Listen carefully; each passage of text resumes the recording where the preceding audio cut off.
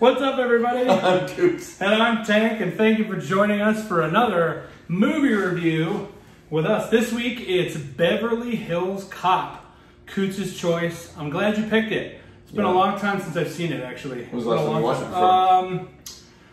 I'd say 10 years. Really? Maybe 10 years probably. I haven't seen it, and I enjoyed it. I did watch it as a kid. No, I mean, it came out in 1984. Yeah. I didn't watch it when I was 3 years old. I did. I was 4. You don't remember. I saw when I was 4. I don't think you remember it, though. I remember that, and I remember because it was like that and Ghostbusters. You remember specific movies from age 4? Yeah. Yeah. I debate that. Anyway. We'll travel back. I have memories from that time, but I can't remember specific movies at all. Like, I know the first time I ever went to a movie theater was E.T. Yeah, same. And I remember it from my childhood, but I don't remember watching the movie in a movie theater. Yes, I remember watching that when I was 3, and I lived in Salt Lake City, but I forgot I realized we lived in Salt Lake City until later because I was told, but I remember seeing that in the theater. Interesting. Yeah. Well, yeah, I'm a fan. I'm glad you picked it. It's been a long time since I've seen it, and like many classic movies, if you don't watch them for a while, you can watch them from a different perspective and have different life experiences than you do when you're a kid. But yeah, I really liked it. I mean, there's some great parts, some hilarious parts, some funny parts, some good parts, and some really cheesy parts, and some parts I really didn't like either. Yeah. But definitely some stuff over the top, but it was like, it's classic Eddie Murphy for me. Like it's right at the height of, like, right when he was exploding, right after his stand-up, coming off of the SNL fame. Yeah. You know, this was kind of one of the first movies into, you know, shooting him and not only becoming a comedian, but becoming an action star. Like instantly, it's funny. It's like it was like Eddie Murphy's an action star. I'm like, you got to remember he did a bunch of action kind of like after this, but he stayed his roots in comedy, but this was kind of him being an action star, and it worked. And everyone's like, Eddie Murphy's an action star? Yeah, yeah. And it worked. But it worked. You know, it was well enough leaving him as a cop, you know? Yeah. As a Detroit asshole cop. Like. You would think early on that like, it wouldn't be believable, but it actually does play pretty well, as a matter of fact. The Detroit cop, they got all sorts of tidbits for this one, and some good quotes, and some thoughts I had while watching the movie a couple times. I watched it twice, as I do. So 1984 came out December 5th, 1984. It was a Christmas release. Right. It's not a Christmas movie, but it's a Christmas release for the holiday season, and it's the second highest grossing film of 1984. 1984 is in my opinion, it is one of the 3 best years in movie history. 1939, 1984, and 1999 are the 3 top year movies, in my opinion, in movie history. And there were, gem after gem. One of your favorites, Ghostbusters, came out in 1984. Not in the top 2 grossing films. And that made a lot. Like, it did. It did a shit ton of the time. So the budget for Beverly Hills Cop was $14 million. Right. They spent $14 million on the movie, made $316 million off of this movie. See, I didn't realize it made that much. Yeah. I knew it did well. Yeah. But I don't remember it making. Well, again, it wasn't like. I think when I was 4, I didn't pay attention to what movies made. Yeah. Like now, of course, me neither. Now, I looked this up for this. Now I'm curious. Like, I wasn't like, and how much was the worldwide gross? Right. Now, as I've gotten older, well, we're both movie geeks and movie nerds, and it's like, now I go, that movie made 14.2, blah, blah, blah, blah, and it's like, oh, I didn't realize that. Well, I couldn't understand what that meant at age 4. Right. 3 or 4 or whatever. You know? Right. But yeah, it's the second highest grossing movie of 1984 behind, any guesses? I was actually surprised. I thought Ghostbusters was the number 1 You would movie. think, right? That's what I would have thought too. But because that made like 280 or 284 or something. So I'm not sure. That I'm not really sure well. what it did. But the number 1 grossing movie in 1984 was Indiana Jones and the Temple of Doom. Really? Which makes sense. Well, it makes sense to me. Like Raiders of the Lost Ark in 1981 was a huge hit, and they started, and it was during the original trilogy of Star Wars. So Harrison Ford starring movies. He was top his game. Right. So everybody was like, Indiana Jones and the Temple of Doom. Let's go see it. So it did really, really well in theaters. So yeah, it's Beverly Hills Cop is the second highest grossing movie of 1984. Well, I didn't even think. I forgot. Well, it's amazing to me. It made $302 million, and it's not the highest grossing movie in the year. That's surprising. So yeah, Eddie Murphy backed out of Ghostbusters to do this movie. He was originally supposed to be in Ghostbusters as the 4th Ghostbuster, and he was signed on to do it as well. And he backed out to do this movie, which technically was the right decision since it's the second highest grossing movie of the year.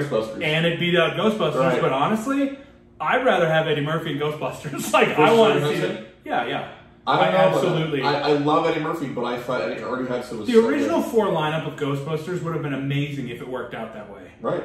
Like Bill and Dan and John Belushi was supposed to be the Harold Ramis part, and he passed away. And then Eddie Murphy was supposed to be the 4th. Right. I definitely want to watch that movie. It's a bummer it didn't happen. Right. But technically speaking, Eddie Murphy actually made the right decision here to go and do Beverly Hills Cop because it made more money and made 2 sequels. Yeah, and 2 sequels, and Ghostbusters only had the 1.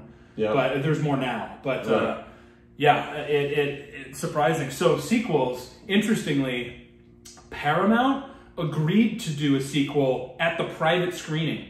They agreed to do a sequel before it ever had been released in theaters. So they agreed to do a sequel to this. So Paramount gets to see it first, obviously, all the higher-ups at the studio that made the movie. Once it's done, okay, it's done. Here's our finished product. Look at it. So they watched it, and by the end of that night, they had agreed to do a sequel to it because it was that funny and that good and that compelling. I mean, like I said, it has its ups and downs. See, it definitely holds up for me. It's one of my. It holds up. It's still good. Yeah, it's just as good as it was, if not better. Right. I understand a little more of the humor now. Yeah, than I did when I was a kid, or than I did when I was 25. All the shit I didn't get when I was a kid, especially at 4. But then I'm still thinking the language alone. I was like, well, my parents let me watch this. Well, one of the things that makes Eddie Murphy such a great comedian is that he's a fast talker. Right. Like he spits it out quick. So the 3rd, 4th, 5th time you watch something of his, you're like, oh my god, I didn't hear that before. That's so funny. Yeah. So I caught a line actually the second time I watched it, rather than the first. Right at the beginning, it's literally one of the first 10 lines of the movie where he's like sitting in the back of the truck on all the cigarettes, and they're like debating and they're trying to hustle him, obviously. Right. And he's like, man, I ain't got no more time. Hey, let me show you something. He's cutting a box open. He's like, this is, oh man. He goes, these are very popular cigarette with the children, and like just goes in and like ripping them out. But I missed it the first time. I'm like, just say it's a very popular cigarette with the children. Like he's trying to sell federally marked cigarettes illegally to wise guys. Yeah. It's a very popular cigarette with the children. I'm like, oh man. But those things come out all the time. And this movie I can cite as a muse, if you will, to the way I approach humor. I like awkward humor. I create situations purposely so I can induce it with awkward humor, or I'll take there's been many, many times that I'm in a situation where I actually literally think to myself, what is the last thing somebody expects me to say right now? And I think a lot of that has to do with Eddie Murphy's comedy. For instance, when he gets in the police vehicle, like when they arrest him after he gets thrown out the window, and he says, you know, this is the cleanest and nicest police car I've ever been in my life. Right. I was just like, that's exactly the kind of thing I feel like I would say in those scenarios. Because I like to think of it like, what do you not think I'm going to say next? And that's what I'll say to make people be like, wait, what? I just think the fact, at least like once they pull up in front of the police station, he's like, I've never seen a celebrity. Like, you see one of them, put them out for me, you know? Like, and it's just like, and they're like, shut up. Like, it's like, you know. Dude, there's all sorts of Easter eggs in this movie. Yeah. Like okay, so when he walks into the hotel, the Beverly Hills Hotel, and he's saying, I'm here from Rolling Stone, here to do a magazine, like about Michael Jackson, Michael Jackson, it was supposed to be Michael Jackson on top of the world, but now it's going to be Michael Jackson, good thing he's not a black man, you know, in the lobby of this hotel, And the funny thing is that within a matter of months, either a couple months before or a couple months later, Playboy released an article in one of their magazines called Eddie Murphy on top of the world. Right. Like he threw that in there in his improv because that's actually his article. Right. From Playboy, not Rolling Stone, because he's an actor, not a musician. Right. But that was hilarious. He goes off a few times, and again, I've definitely done that before. Yeah. I took over. So there was once a leaderless security crew. I went to this show, and there was nobody running security at all, but there were like 7 people there working security, but there was no head of security. Right. And I literally took over the crew with 5 minutes left of the night. And like I walked in there, just same way when he walked in there, and he's like, "I'm for U.S. Customs," like, and he just goes through that whole thing. Like that's what I did. I'm like, hey, here's what we got to do. And the 2 guys at the door were like, "Who are you?" And I'm like, "This is who I am. Like, obviously, like, been here all night. Who are you? Yeah. I'm probably paying you." Like, and and they were like, well, and I'm like, "Well, we're trying to get everybody out, and you're just standing here at the door. Like, yeah, we're not letting people in, but we're trying to get everybody out. Let's go." And they're like, "Oh yeah, okay." And like, and so I've done that. Like, and it's somewhere in my subconscious. It's probably because of Eddie Murphy and Beverly Hills Cop and the way he does that. The whole thing was like, that must be your Porsche outside. Like, you know. That was funny. He's like, it's not my Porsche. So then you don't have anything to worry about. Yeah. You know? I'll 15 agents here in 15 minutes with a microscope up your ass. Like, oh man. Yeah. I've seen it. I'll call the IRS. I can't go any further into talking about this film without discussing my absolute favorite part of this movie is one character, and his character name is Banana Man. It is my favorite part of this movie. He's like, "Hey, how much for them bananas?" And it's Damon Wayans. It's Damon Wayans' first film. Eddie Murphy like pushed to get him that role, and he's like, "Well, the buffet is $12.50, and you get bananas, oranges, peaches, and plums." You know, and it's hilarious. So the first thing I noticed first time I was already smiling, right? And I looked, and I'm like, but not the apples or the grapes? Right. Like there's apples and grapes there. I didn't see any peaches or plums. I saw apples and grapes, and I was like, interesting. And he's like, "I just need a couple bananas." And he's like, "Shh, you go ahead, you take those bananas." Like I don't know why. He stops. Eddie Murphy's like, he like grabs them and like not like thank you, and like takes 2 steps away and just stops and looks back with this big smile like, oh my God. Like, I feel like in that moment, Eddie Murphy, and it's on film record, like, I feel like Eddie Murphy realizes for 7.5 seconds of that movie, he got upstaged by Damon Wayans. Like, Damon Wayans was hilarious in that. I mean, it's a little cameo. He's in it 10 seconds. Go ahead, take those bananas. Like, it made me remember how funny I think Damon Wayans is. Yeah, a lot of people forget that he actually did some shit. Oh, I love my favorite sketch comedy show of all time is In Living Color. That's a great show. For sure. Like, it's star-studded. Tommy Davidson, David Allen Greer, Jamie Foxx, Jim Carrey, Damon Wayans, Keenan Ivory Wayans. Like, they're every Wayans. I think there's like 6 or 7 of them. Well, it's all, it's Kim. Marlon, Sean. Yeah, there's a lot of them, but that comedy troupe is gold. Like, if you haven't seen, you can find some In Living Color. There's some great characters on that, and probably of the top 10 best characters from In Living Color, I'm going to say... People forget that Jamie Foxx is... Yeah, we just said that. Did we? Oh. Yeah. He works at night. Yeah. But, yeah, I would say of the top 10 characters from In Living Color, Damon Wayans probably is 4 of them. Yeah. Like, he's got, like, Homie Don't Play That. Remember Homie the Clown? Oh, man. There were so many good ones. Damon Wayans kills it in 10 seconds. I actually, the first time I watched it, I'm like, oh my God, that's right. And I rewound it. Just to watch that? Yeah. Rewound it. I moved it back. Where there is no rewinding anymore. Like, yeah. So I moved it back and I watched it again. I'm like, that was precious. That was hilarious. It's one of the best movies and it's 10 seconds. Yeah, it's a great cameo. What a way to have that etched into time as your first film role. It's amazing. Yeah. That's amazing. So, yeah, I just, like, there's so much about this movie. Serge, the assistant, Serge, no! Like, it's so funny. Yeah. That's one of the best. It's like, how much does this go for, you know? He says in that, he's like, don't be stupid. Yeah. Like, so apparently he got that from, like, a production assistant or something like that on another thing that he worked on, and there was a production assistant that all the time used to be like, don't be stupid.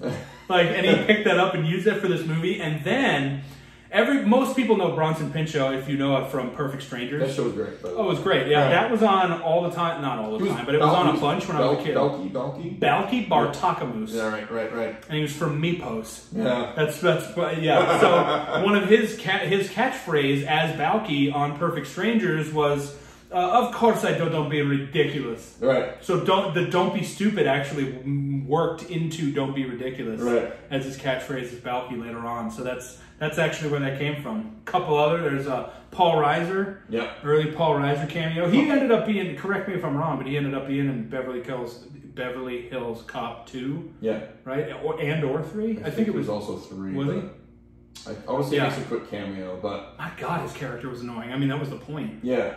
But like, he's like, seriously, I'm gonna shoot you. Well, it's like the whole part, like when he's chasing him throughout the fucking thing. Yeah. And the boss is like, you know, fucking yelling. He goes, you see his name. He's like, this isn't my locker. This is my locker. Yeah. You know, like that guy. So that's a cheesy part. But actually, so his boss, right, Inspector Todd from the Detroit Police Department. Yeah. Actually, the real head of homicide detective of the Detroit City Police Department. And then he became a city councilman. And then he actually even ran for mayor. He lost that race, but I don't really have any proof to back this up, but there's a lot of people you could talk to let you know. Like, basically the way Gil Hill is Inspector Todd, who plays the head, Eddie Murphy's boss in Detroit. Basically, the way he played that role is the way he was in real life. Like, he was just really hot-headed, like, really loud all the time, like trying to get shit done, always stressed out, like always going somewhere. But he is a cop. There are multiple stories. There were, I believe there were multiple charges against him, and he got acquitted because generally speaking, people don't like, unless it's blatantly obvious and there's nothing you can do about it. A lot of politics in this country end up sweeping issues like that from high-ranking officials under the rug somewhere. Yeah. Right. So that's kind of what happened. But basically what I'm trying to say is, even though he was never technically charged with anything, sentenced, found guilty of any of the charges brought to him. He was one of the people that purposefully would wield his power because he knew he had power. Right. And there's a lot of stories where he's involved in those stories, and people are like, well, that's shitty. Like, he did that? Like, he was a good old boy, and if you were in his group, you were good, and if you were out, you were fucked. Yeah. Like, he's just a typical 70s, 80s cop, and not the best time to be in inner city Detroit. Yeah. You know, and he was a tough dude. But yeah, he was the actual head of homicide. That's actually pretty cool. I actually didn't know that. Yeah, that's actually pretty cool. He did great in the film, though. Like, he was great. Oh, he's funny as shit. That's another really good part. That's a great quote by Axel Foley in that movie, where he's like, the chief of police bit off my ass. Like, and he was walking away, and he's like, boss, the chief didn't chew it all out. He still got some ass there. Yeah. You know? Like, those little interjections, like, that's what has gotten me fired from multiple jobs. in my adult life. Yeah, I will say you and I kind of have the same thing. We don't need to be the smart-ass people that we are sometimes. And it's like those little quips, those little things that people are like, yeah, now you can go. Yeah. Now you can just get the fuck out. Like, it just happens that way. You know? Yeah, I'm that guy that even if I'm not in the position of power and somebody is pointing at me and angry and I'm being punished and they're like, one more word and you're out of here. And I'll be like, oh, word. Yeah. I just do that, get out! And like, there's something in my brain that like, I can't. Knowing at that moment, this is going to get me I'll tell you what, Axel Foley as a character is better at taking it than I am. Yeah. I have trouble with those situations, for sure. But it was as a result of destroying how many vehicles. That, honestly, in my opinion, if I had to make a total list, top 10 best car chases. It's a great... That's how the movie opens. Like, it's the first 5 double minutes, trailer semi full of cigarettes. Like, driving through downtown Detroit, just crushing vehicles. Plowing through, what, 30 cars? Probably. Cars, I mean, a lot. Yeah, just bangs through them and you're like... It's a good chase. It really is. See all these, mobsters talk about all the time, where'd you get that? Oh, it fell off the back of a truck. Well, you watch this movie and you see now how that can't happen. Yeah. There was a lot of cigarettes that fell off the back, literally cases of cigarettes that fell off the back of the truck. I'm like, damn, they just lost multiple cases. Yeah, many thousands of dollars. It was a little weird though. He's trying to sell 2 trailers full of cigarettes for $5,000. That was cheap in '84.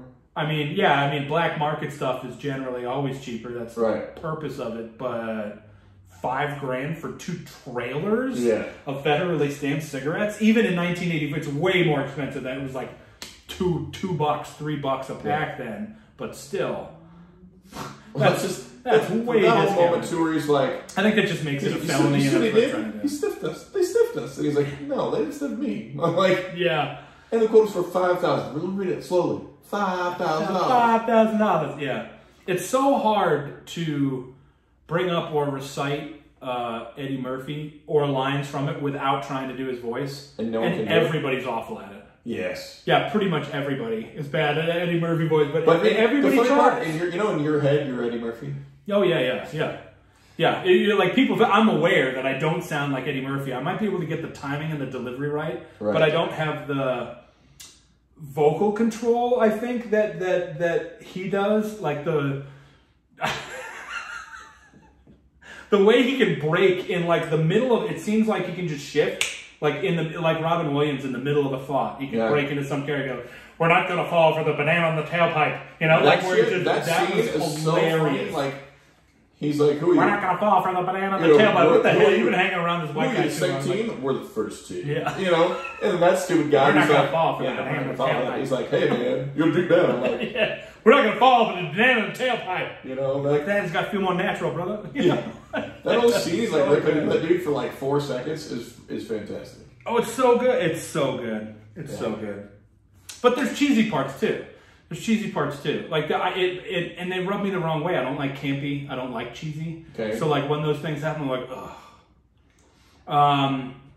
When they make Rosewood the banana defense glasses, like they put the banana in the nose piece, like for the glasses, and Taggart's like, very funny, guys. I'm like, who wrote that? Like, come on. Like the script is good, but like it's like someone wrote it like how to. They're in the warehouse, and Casey, the bad guy, comes up and he's like, "Welcome to the party," and I'm like, he's holding a bag of Coke, and your intro line is "Welcome to the party," like, oh, because you're partying, it's painful. It's those bad 80s cheesy lines. A lot of those bad delivered 80s. Some of that stuff, yeah, but it was.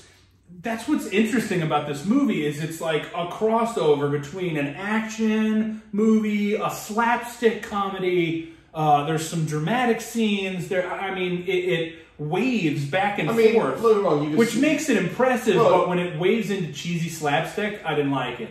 Like when Taggart was on Rosewood's shoulders trying to go over the wall, and they're like, whoa, whoa, whoa, and like fall over on the ground. I'm like, what a waste of like 13 seconds of this movie. Like, what the hell was the point of that? Like, what is funny about that? They're shooting at the other guy. Like, how was that? Oh, we fell down. Right.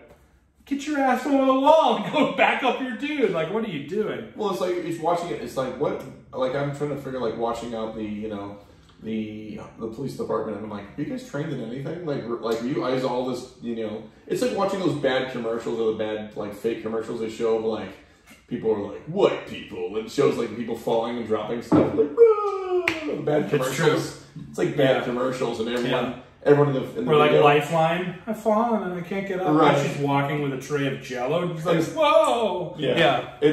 Don't you wish you had a gigantic plastic container so this wouldn't happen to you? Don't you wish you'd use your fucking feet? Like, yeah, seriously. Yeah, those ones, like instant, like anytime. I really don't see too many commercials anymore. Can you not be a jackass? Which is great. I don't miss commercials. I really don't. I have been a couple of times though that there's YouTube compilations of old commercials, and I watch them like from the 80s and 90s, and you're like, oh my god, I totally remember that. Or, I mean, they used to have, the love lines. They used to have the commercials, like the love line ones. Yeah. Well, there's also like Miss Cleo. Ugh. And you know, call me now. Call me now. Yeah. On the mercy. Yeah, but there's I think the reason that it like sways back and forth so many different times in the movie is because originally, first of all, this movie was conceived in 1975 and not born until 84. A decade almost it took to make this movie. Wow. Do you know who came up with the idea for the movie? You're going to love this. Michael Eisner. Michael Eisner, who was you remember him probably being the Disney executive, the head of Disney in the 90s. Yeah. Before he went to Disney, he was the head of Paramount Pictures. Oh, wow. And that's where this is from, and he was the head of Paramount Pictures in the mid-70s. He came up with this movie.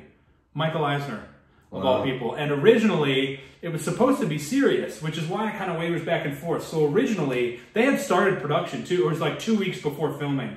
They had started production, but it was 2 weeks before filming was supposed to start. Sylvester Stallone was Axel Foley, the main character, and Michael, the guy who got killed early on, it was supposed to be his brother, and Jenny was supposed to be a love interest. Oh, wow. And there was all these like back and forth, like, no, I don't want, and the movie was supposed to end with Sly Stallone, a car chase at the end, and he's in a GTO, and Victor Maitland was supposed to be in a Lamborghini, and they're chasing, and then the Lambo gets hit by an oncoming train. Like, that was supposed to be the end of the movie. I'm okay that it didn't end that way. Yeah. Well, it would have been different for sure, but like they had like it was like half a serious movie and half a comedy. It felt like kind of mashed together, right? And that's why, because they had a totally different premise. So 2 weeks before filming, there was I want to kind of dig to the bottom. I would love to hear this story because it sounds ridiculous. The straw that broke the camel's back, if you will. Sylvester Stallone was like, I'm out. I'm not doing this movie anymore. It popped off because of a difference in the brand of orange juice. No, it did not. Yes, in his trailer. Like, you know, it was sun-kissed and he wanted Minute Maid or vice versa or something like that. He's like, I want this. And they're like, this is the orange juice we have. And like, there was a issue with it. And he was like, screw you guys, I'm out. And like left. And it was like the last thing. But it had been like all during like script development and development, there was like issues. Right. No, I want it this way. Well, great, but we're going to. So, remember in 1985 or 86, Cobra? Yeah. That's where that came from. Because he left this movie and was like, I want creative control. I'm going to make my own film the way I want to, the way I said. So and it became Cobra. Right. In like, what was that, 86, 87, something like that. So, just a few years later, he made Cobra out of it, and they were like, well, what are we going to do now? And they were like, let's get Eddie Murphy, you can be the head of this, and you know, and that's they got a top comedian. Yeah, Eddie Murphy's production company actually was one of the producers for it too. Yeah, it's kind of cool. You know, and everyone's like, well, you know, he did a lot of stuff in the 80s, you know. He produced a lot. Very, and he was a lot of the writing and creative control on a lot of it. A lot of saying was, you know, it was early. He was 22 years old in that movie in Beverly Hills Cop. They were shooting it. He was 21 and 22 years old. Jesus. Because in 48 Hours, he was 20 years old. And that was 1982. He was 20 in that? 20 years old. Jesus.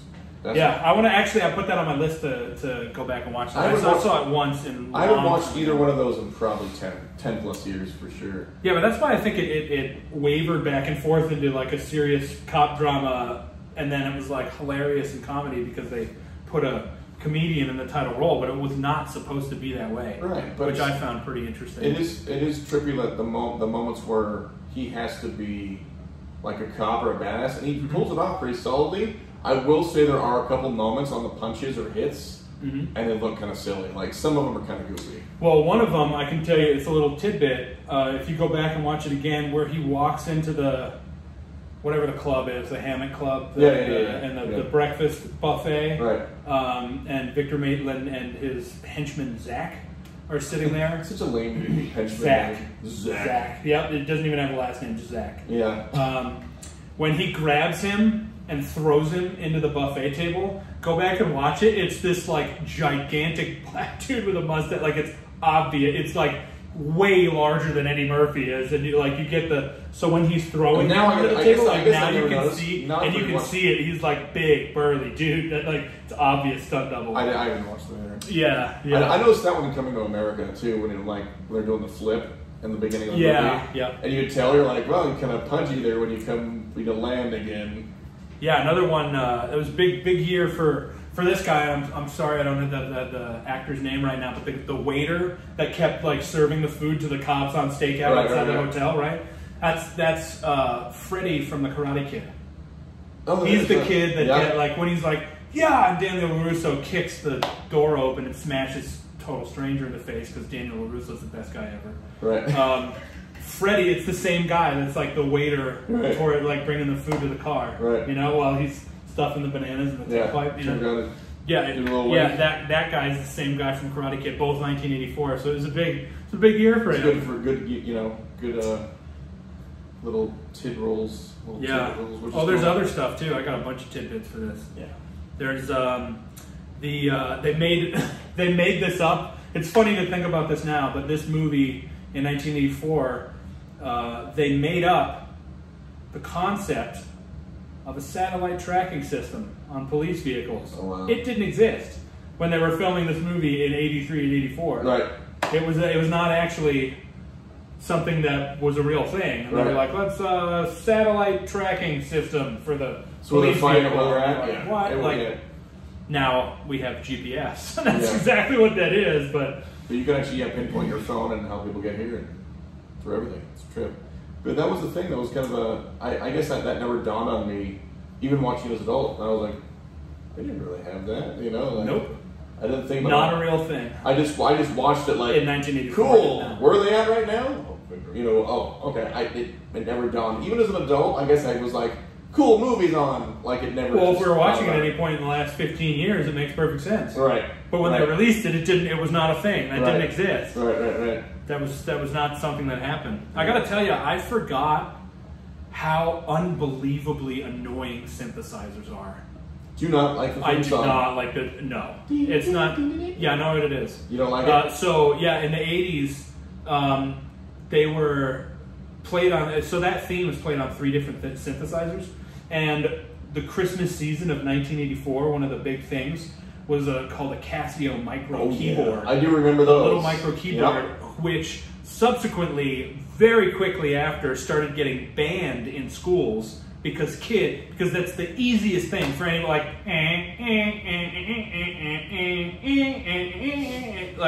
and teachers and everyone pretty much was like, stop playing that song. It's like in Wayne's World, like no Stairway to Heaven. Yeah. Like that, it's the same thing. So it's like, do not.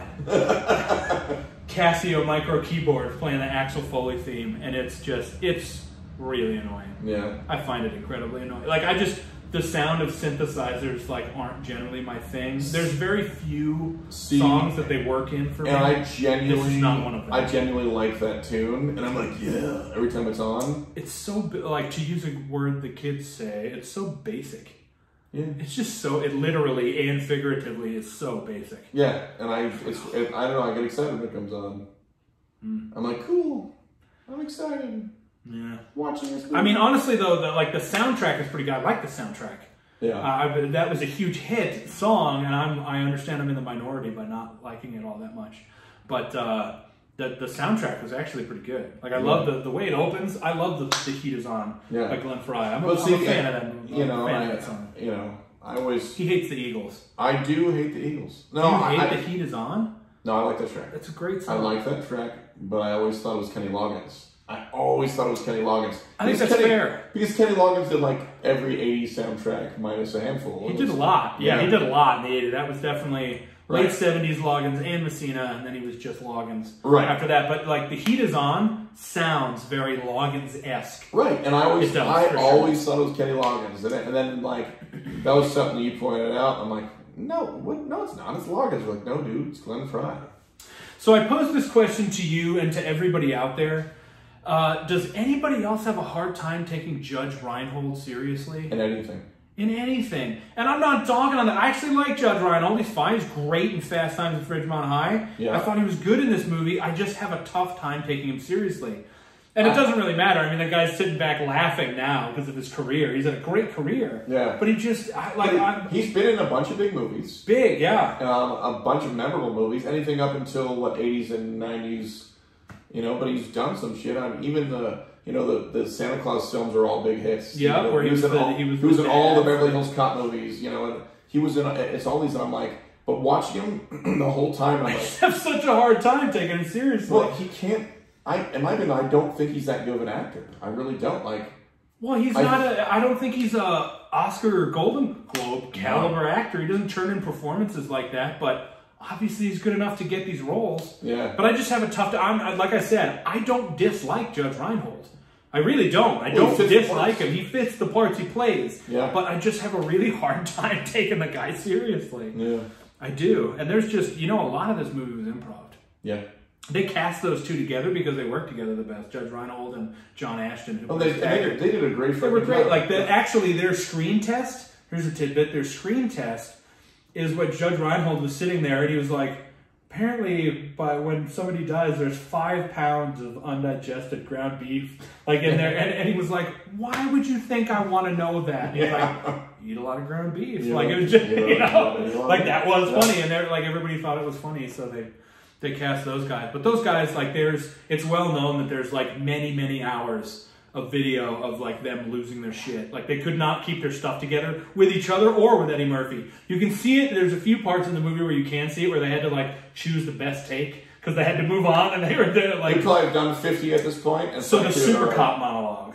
That shit is so funny. It's so good. When Eddie Murphy goes off and he's like, I think you should be giving them a reward. This guy showed up and did this thing. I don't know what you keep Super Cop. Yeah.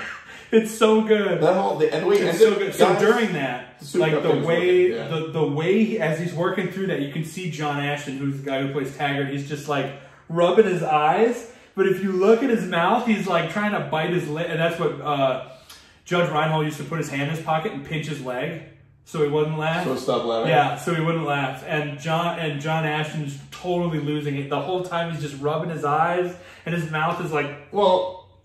You also remember too, when they finally look and ask him a question, he puts his face up and he's Yeah, he has to at that moment. He needs a moment to get himself together, but he did, because that was improv. Yeah, that Super Cop monologue was improv. I was watching that. And I love how that ended. He's like, I just want to say before the end, Ronnie Cox, who plays Bogomil, he was still standing there. He's like, just before I go, I just want to say, the Super Cop story was working. It was working, and you messed up a perfectly good line. It was so good.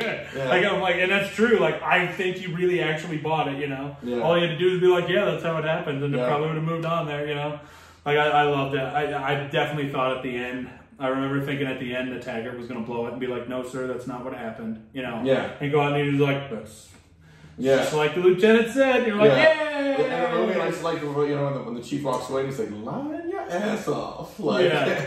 Right? It's... Yeah, no, when the chief is there in the station the first time, another little tidbit, he's holding a rolled up piece of paper. Yeah. Shaking it around, is this the man who Rosemont, and, said the wrong name. And so that rolled up piece of paper is part of the script. Yeah, I know that. The actor was given these pages of the script to memorize his lines within a day or two, and he had them and he was going through them and he kept using them as a prop, and he's like, yeah, I'm just going to use these in the movie. So that paper rolled up as part of the script that he was using. So that's actually kind of funny that that's right there in the movie. I found it hilarious. And the other another little Easter egg. Early on, when Eddie Murphy stops and he looks at the two people with the black and red leather suits on. Yeah, like that red leather suit is the leather suit. Now, maybe not the exact same. It's the same suit that he wore in his stand-up in '83, I think, or earlier that year, which is Eddie Murphy Delirious. Yeah, which is arguably, if not the best, it's one of the 2 or 3 best stand-up comedy specials of all time. Yeah, it's hilarious. And you got to, and I think both of his stand-ups not are probably, for children. No, not for. To be fair, not for the faint of heart. Not for the faint of. It's true. Not for the faint of heart. Like if you are offended by everything, don't watch. Don't watch Eddie Murphy Delirious or Eddie Murphy Raw from '87. Like neither one of them. Yeah, if it's here to So Axel Foley can shoot. He can shoot ambidextrous. He shoots with both his right hand and his left hand in the movie. So it's cool that he can use both hands to shoot. He was like around with his left hand, and they made a special mention of obviously letting people know that he could shoot with both hands, which is kind of cool. I don't really see the point of it, but it's kind of cool. And interestingly, though, I was thinking it's surprising that like there's no, depending on how you look at it, like a lot of times in these types of movies, if you will, there's a girl who they're trying to save from the bad guy. They're trying to save Jenny from Victor Maitland. Right. So there is literally the girl. But like, you would think, what's unusual I'm saying is like Eddie Murphy doesn't get the girl. Like it's his friend. It's like his they're buddy, friends. You know? Like there's like some, like there's no kiss. There's no kiss. Well, like through the whole movie, there's no witty banter, is this and that. It's just unusual. It's like, buddy, normally not status quo, I guess. Yeah, they don't hook up, they don't kiss, they don't nothing. There's nothing there. It's just, but they are friends. They're buddies, high school buddies, and it's like a buddy cop drama almost, except the buddy isn't a cop. Right. She's an art studio person. So do you know who Zach is? Do you know why you recognize that guy's face? The Victor Maitland right-hand man. I was trying. It was bugging me what I've seen him in. I'm like, I've seen this dude in other stuff, but it was like. So his character, the main probably at this point character that he plays is Mike Ehrmantraut from Breaking Bad and Better Call Saul. He's the tough guy that Saul calls in Breaking Bad and Better Call Saul. Yeah, I did not like those shows. You're out of your mind. I was bored. That's nuts. What do you mean you're... Yeah, see, this is the thing. He likes all this crappy camp stuff. Like, he doesn't like Breaking Bad or Better Call Saul, but he likes Evil Dead. I love Evil Dead. Yeah. We have different tastes, for sure. I like people who are good at their jobs at making these things, and you like all the people who really suck at it, but do it anyway. I like it. Ugh. I like it. So yeah, that's who he is. He's Mike Ehrmantraut. He's the tough guy. Yeah, I didn't notice him as a older. He was, but yeah, I noticed him from early '80s, and he was. It was actually the other way around, if we're being honest. Like when I saw him in Breaking Bad, I'm like, where do I know that guy from? Because you only remember him from like 2 or 3 other things. He worked all the way through apparently, but like I remember him from Beverly Hills Cop, but that was one of those I couldn't place him because he also had hair. You also realized he was balding then. Back in, he was definitely thinning in '84. So he made the bold choice, like many of us do, to just take it off and shave it and get it over with. And I got lucky that I have a cylindrical head. Yeah. Some people do it and they have like lumpy domes and like crevices and creases. It looks silly. Yeah, but mine actually looks like a skull, so that's cool. But yeah, the Super Cops monologue, I love. Like, that's hilarious. And what it made me think of is the way I leave reviews. Yeah. Like, whenever I'm really happy with someone and I'm like, you're so amazing at your job, or you're so kind or so good. Like, I go out of my way to talk to their supervisor to let them know. And I know through all sorts of customer service jobs and sales jobs and, like, retail, like, things for people, right? All that stuff. A lot of times when there's positive feedback, like the boss will take it out and read it to everyone at some meeting and like, I just want to let you know, like, this is what we're aiming for and kudos to you for this or whatever. Right. And that's what, like, I always am like, I say, like, the Super Cop monologue is my far away subconscious inspiration to like say funny all the time. I'm like, this person did this and went out of their way to be so kind. So in closing, I think you should give them a raise, a promotion, a vacation, and a puppy. And I just like, and chocolate. I'll say I'll raise a promotion, chocolate, and a vacation, and a puppy. You know, like all of the stuff that'll make somebody laugh. Right. Like that's the whole purpose. But I find it. The fact that was improv is even better, like the whole scene. Yeah, a lot of it was improv. A lot of this movie was improv. Well, the fact that they just kind of let Eddie Murphy roll was, you know, well, everyone in the cast for that matter just kind of roll with things is always a good thing, you know. It works every time. Yeah. It really does. Like it works every time. But yeah, there's parts of it that I love, obviously, like, go ahead and take those bananas. Like, that's my favorite part. It's my favorite line. It's my favorite character. It's hilarious. I think it's so funny. But the cheesy bits, like, really, and I can't go through this without saying, I hated the way they ended that movie. I hated the ending. Like, they're all getting it, like, the last shot. I mean, like, come on, I know this great place where they're like, you're going to fit right in, like you did with the strip club. Then, like, I get it, but trust me. And I'm like, come on. Like, it was just a cheesy one. Like, everybody there knew that was going to be the last shot of the movie. And I was like, man, everyone could have done better than that's that. How they kind of end all the like, why didn't they show them, like, pulling into a strip club, some other strip club or something? You're like, good dude. Axel, you crazy nut. Like, that's what I got from that. And I'm like, come on. Like, don't finish it on the cheesy note. Right. Say something funny. You just let Eddie Murphy talk. Yeah. Trust me. That didn't bug me, I think, because it was just throwing, I don't know, that one definitely didn't, something that didn't bug me in the 80s, or now for that matter. It made the movie. Well, you like campy shit, and I hate campy shit. I'm okay with campy. Ugh. Yeah, campy stuff doesn't bug me whatsoever. There's a lot of craptastic films, I call them, that I think are, you know, and this is actually one of the better films that I think I've picked. You know, I mean, like I said, I could have picked Josie and the Pussycats. I'd have been so mad. I really would have. Like, you can pick what you want. Like, we're all, you know, there's so many. I'm like, of all the movies, this is like the 7th one we've done, and you were thinking about, like, the fact that you're even considering choosing Josie and the Pussycats kind of angers me a little bit. Like, there's so many better movies, and you know it. Oh yeah. That why would you choose that? It's brutal. That would be awful. Yeah. So I don't really like. I don't have a clean segue from. How about this? I'm not going to review Josie and the Pussycats. I feel like I'm above that. All right. I just can't even handle, like, that's like being like, I just cannot go another week without reviewing Spice World. I like that movie. Or whatever. Yeah, of course you do. I saw it because the chicks are hot.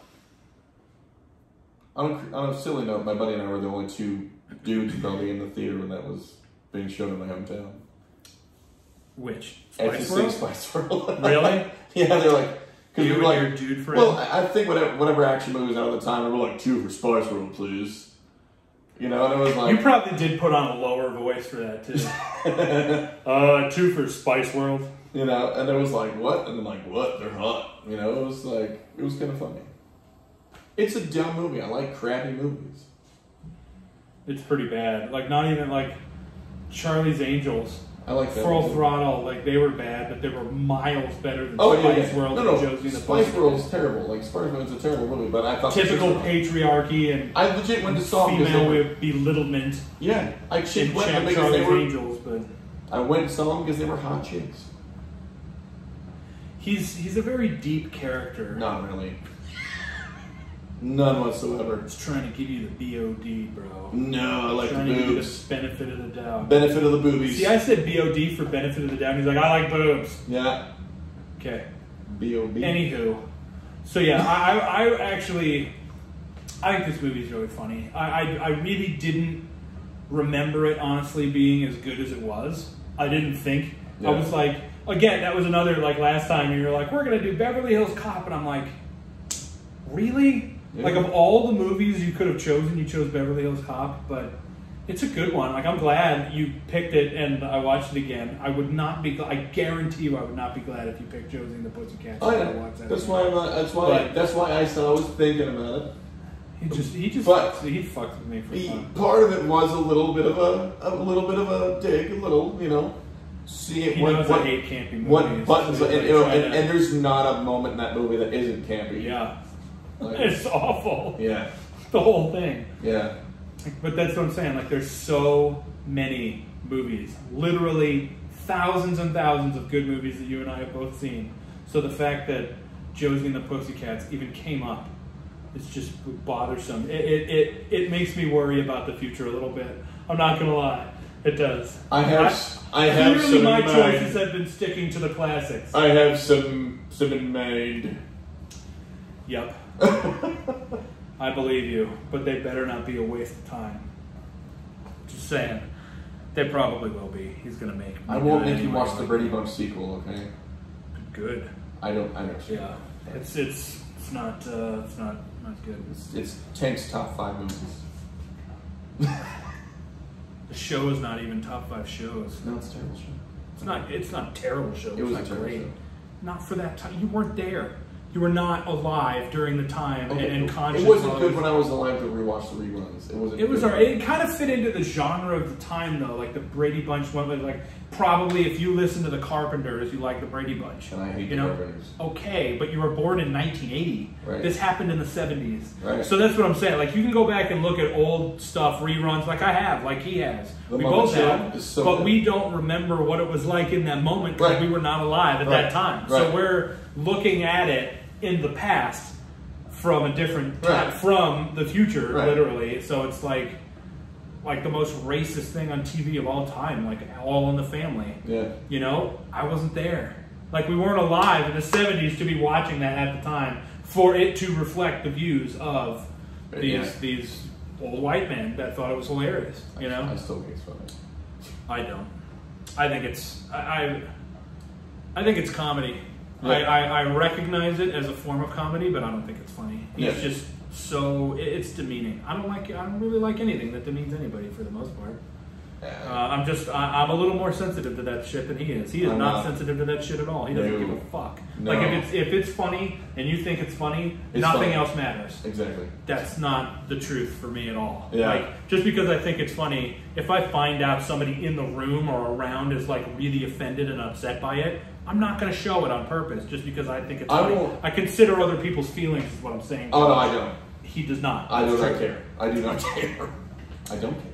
But I mean, I respect it as a time capsule. Yeah. Like that's what it is, really. Like it's funny that this is. I get the delivery. I understand its place in comedic history. Right. But the material, I don't think the material is funny. I think the delivery is funny. I think the timing is funny. I think the way that they set those jokes up. Yeah.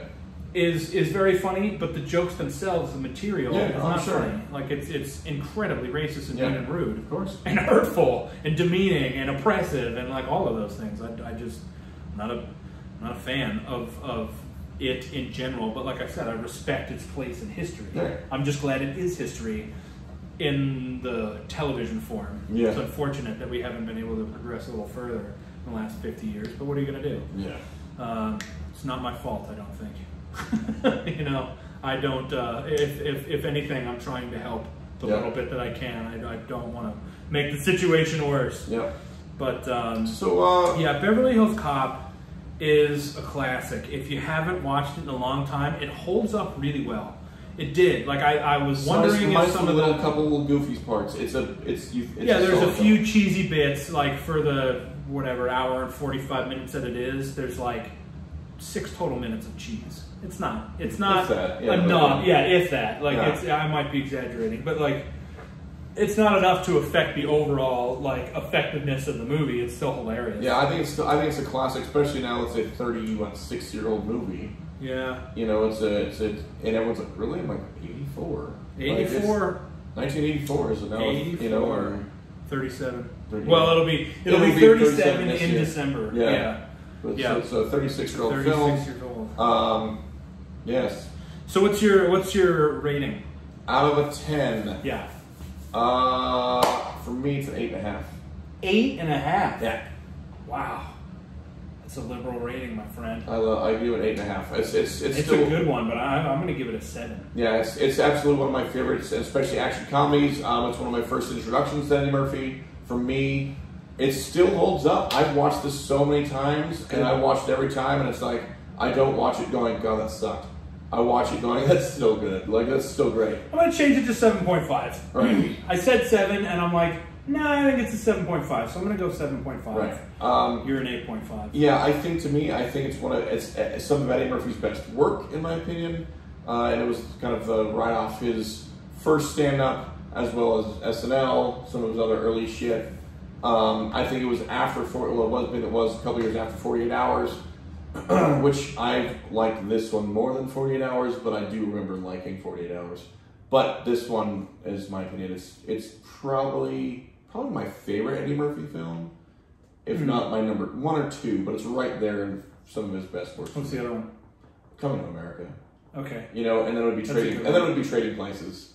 You know, with him and Danica. So it's like, those are my 3 for him, you know, but those are all pretty great. Like, and then like randomly, I like Golden Child, and everyone's like, why? Because it's all right. Yeah. Yeah. It's one of the late 80s, early 90s. I think the 80s were Eddie Murphy's decade. Yeah. Like, he kept going, like, and then he started doing all the costuming, like, played all the roles in Nutty Professor. And Norbit, like, Norbit was awful. See, I like Norbit. See, Norbit was terrible. I think it's funny. It's okay.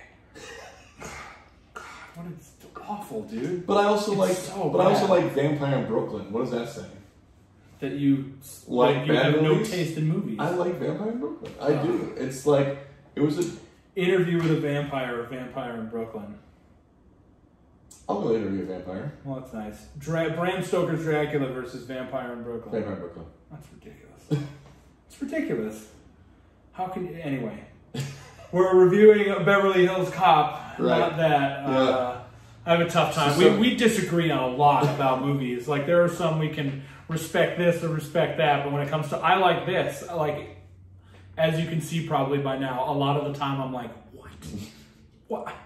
Can't believe you just put that on record. Yeah. Ugh.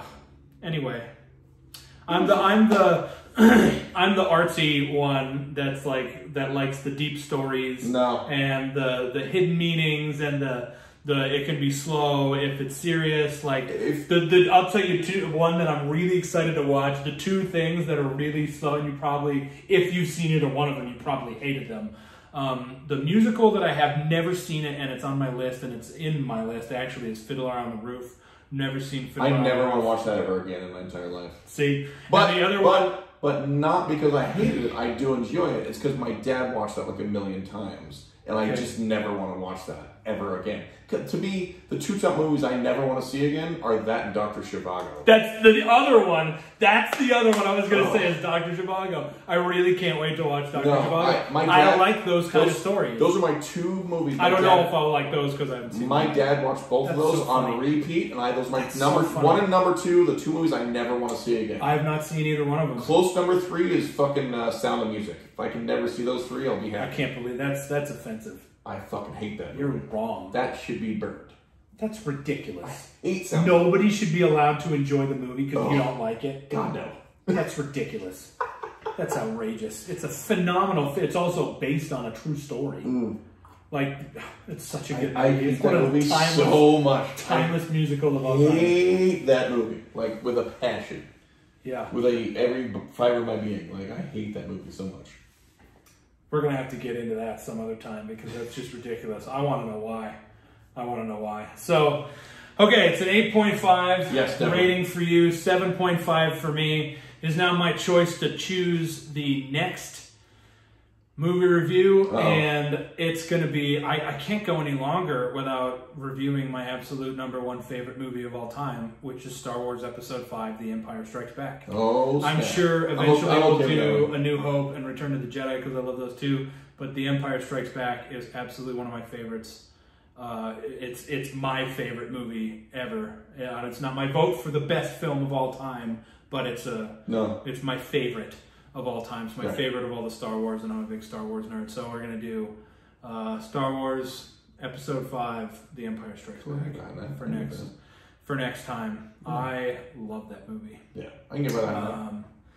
So yeah, Beverly Hills Cop, I watch it. If you haven't seen it in a long time, it holds up really well. Yep. There's a lot of really, really great elements in it that make it absolutely worth the watch. Yep.